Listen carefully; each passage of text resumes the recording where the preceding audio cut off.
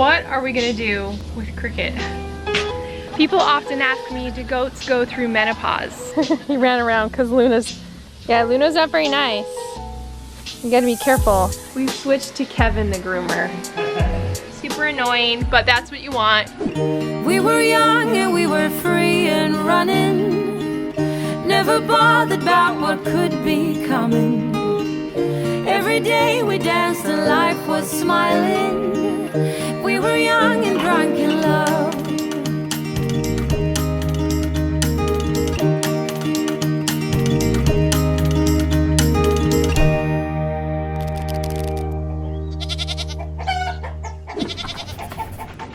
Come on, let's go.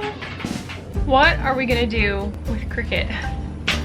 Well, I've been thinking about it and I think I finally have a plan. So we tried to breed Cricket back in June and it didn't take. She wasn't pregnant. She had one heat since then, I think. And now I think what we're gonna do is just sync her with medication. Before I was doing kind of a lighter version of it. Now we're gonna go pretty hard and we're gonna try to see if we can get her pregnant. Oh, let's give you a little bit of, like you need any food. Like you need any food. Before I give her any medication though, I just want to be sure that she's not pregnant. She is so fat right now. Like, this girl puts on weight and it could just be food baby, but we gotta be sure. All right, let's give her a little check here. That's a big old bladder right there. No babies, just fat, just fat. Okay, well that makes me feel good, at least for going forward with the medication. Okay, we're gonna give her two things. One is a cedar, which is sort of like a progesterone tampon. You put it inside a goat and it gives them a dose of progesterone, which keeps their body from going into heat. And then when you pull it out, that drop in progesterone will tell their bodies it's time to go into heat. And we're also going to do some luteolice, which is going to make sure and sort of reset her cycle. It dissolves the corpus luteum, which sort of just resets everything and gets her on a cycle ready to be bred in a week. The last time we did this, one of the other goats pulled this out, so we're gonna clip this off this time. Let's give that a little clip so no other ladies can pull it out. And we're gonna give you a little bit of this medication.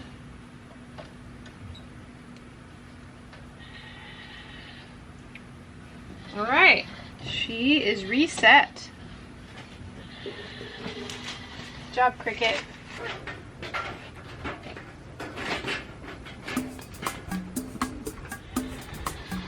Okay, here's my plan with Cricket. So here are the things that we need to improve on Cricket. It's basically the udder. The udder, the udder, the udder. We gotta get away from those tilly udders and get into better udders. Well, the good news is I've got two bucks here, Pokey and his son Romeo, that both have great udders that come down from their genetics. So I know the first time in June I bred Cricket to Pokey and that didn't take. And it wasn't really Pokey's fault, but I think this time, let's breed Cricket to Romeo. Romeo needs some experience. He needs to breed somebody this season. And I think, let's just give it a shot. Let's just try something slightly different. I originally was gonna breed to Pokey, but let's just go for it and try Romeo, especially since we're gonna have Romeo collected in a couple weeks for our buck collection to be able to store his semen in our tank. And he needs to have some breeding under his belt. He needs to kind of practice a little bit.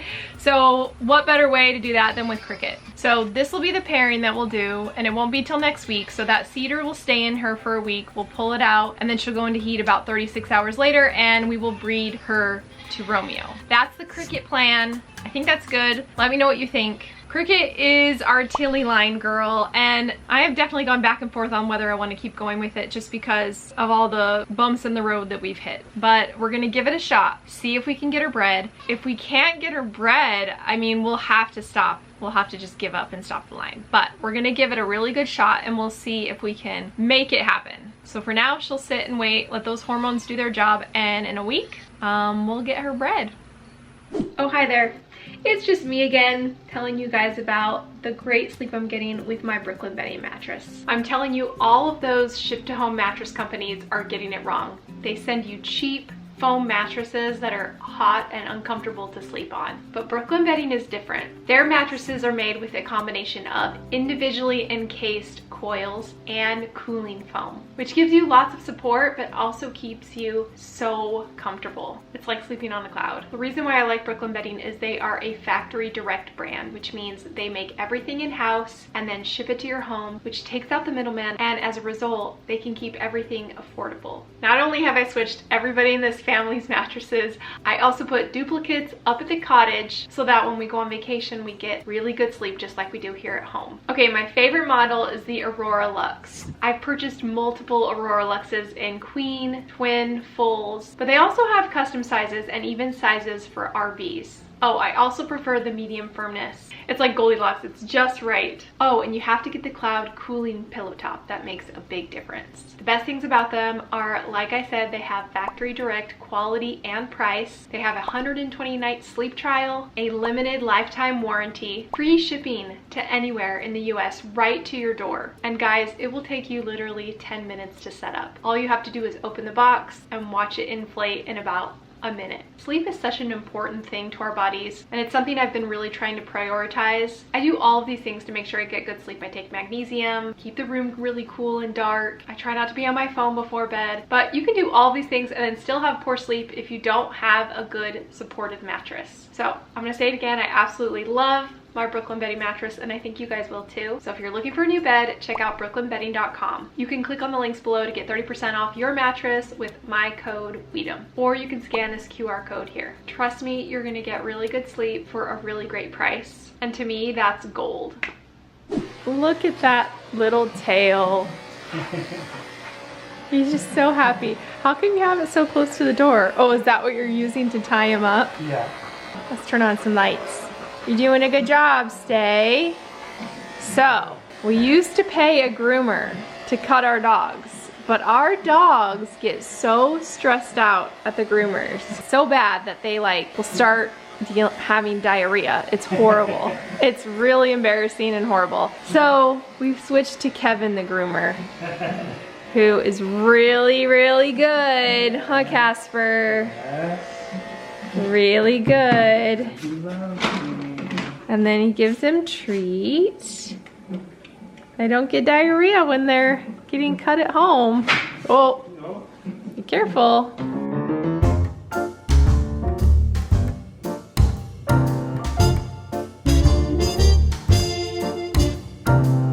Kevin just told me that the pear tree has pears on it. Merry Christmas. Where? I don't see a pear. Luna's looking right here.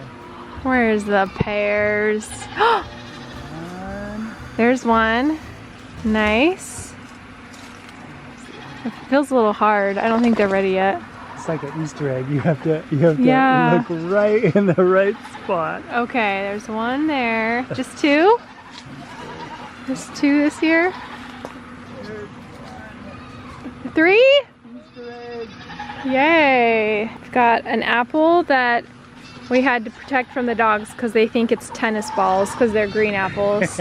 But the pear is safe because it's taller. Yeah. Oh, man. So don't have to worry about these dang dogs. This pear tree grows so well. Yeah, it's a good tree. All I want to buy is these little tiny saplings that you buy that are tiny because they grow so well. Yeah, all the big ones have not done well for us. People often ask me, do goats go through menopause? What do you think? I have noticed though that Luna has gone a little bit shorter with her heat cycles, huh? I'm talking about you. Are you okay? She's staring at the dogs. They're running around her. Those are the same dogs, they just have shaved bodies. Let's check out these dogs that Kevin groomed. They're pretty good. Just don't look at them too close. Just don't look at them too close. Luna wants the attention. Get out of the way, dog. Luna's looking pretty bony these days. She definitely loses muscle. She's lost muscle as she's gotten older. Off. Come on, dog. Oh, hey. Oh my gosh. Luna, she's old. Sit. Our two retired gals are doing fine. They're just best buds. Willow likes to try to fight with the girls through the fence, and Luna just spends her days eating, surprisingly, even though she still stays really thin. That's just kind of how it is with really old goats. But she's really pretty. Always pretty. Well, the beard, I don't know. So I definitely haven't seen Luna as much by the buck pens this year. Usually the fall's kicked in here and they're all going into heat. She, I think, had a little heat yesterday where she was by the buck and then she was done. She wasn't interested in anymore. Huh, talking about you. So she's not gonna really go through menopause, but I think she's gonna have shorter heats as she gets older and older. They're so pretty though. Kevin has mowed the entire pasture, or at least half of it, because we still have this fence up for now, although I'm gonna take it down soon. Look how high it is over there. You girls don't eat a lick of grass, do you? Not when there's alfalfa to be eaten.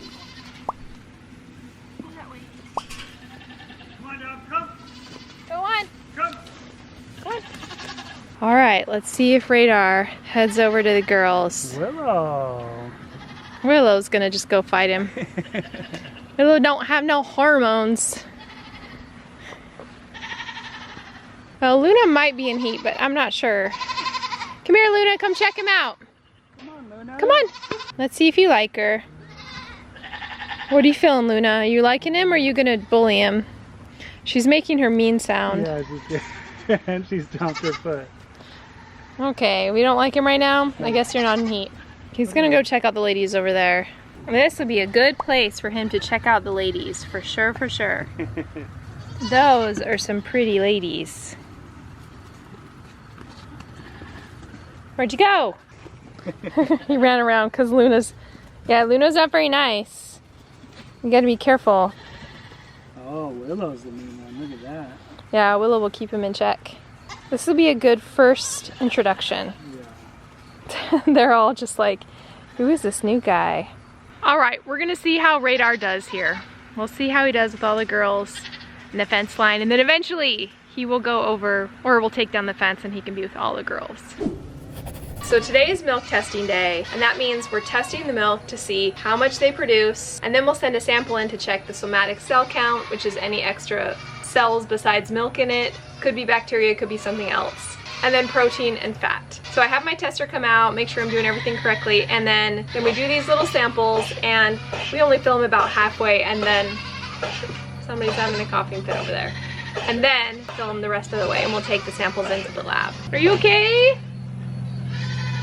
The girls are all doing pretty well. We've just got the 3 girls still in milk, but here are the numbers for each goat and how they're doing. Violet and Twyla are gonna definitely hit their milking stars, so they'll hit that for their first year, which is always nice. And River, we're just testing to see how she's doing year after year. Not really any stars for her to earn anymore since she's already earned hers. And I said a couple videos back, I think that River is down, but she actually was just in heat that day, so she's back to normal.